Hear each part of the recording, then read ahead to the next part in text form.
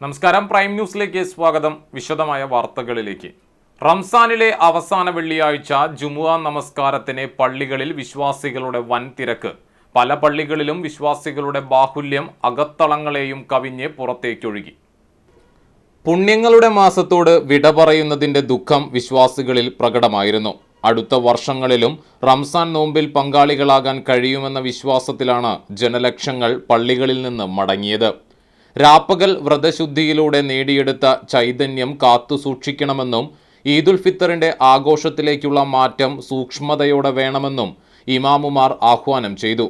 അവസാന വെള്ളിയാഴ്ചയും 27-ാം രാവിനും പെരുന്നാളിനും ഇടയിലുള്ള ദിവസങ്ങളായതോടെ നിർബന്ധിത ദാനമായ സക്കാത്തിലേക്ക് കൂടുതലായി വിശ്വാസികൾ കടക്കും.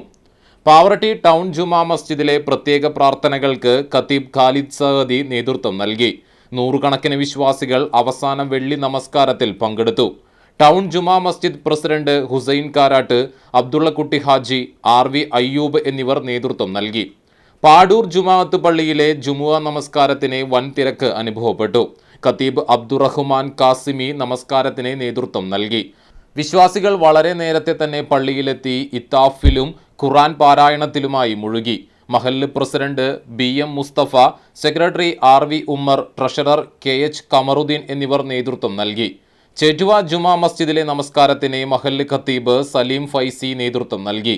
പറപ്പൂർ ജുമാ മസ്ജിദിലെ നമസ്കാരത്തിനും ദുവാക്കും പള്ളി ഖത്തീബ് ബാദുഷ ഫാളലി നേതൃത്വം നൽകി. എല്ലാ ദിവസവും പള്ളിയിൽ നോമ്പുതുറ നടക്കുന്നുണ്ട്.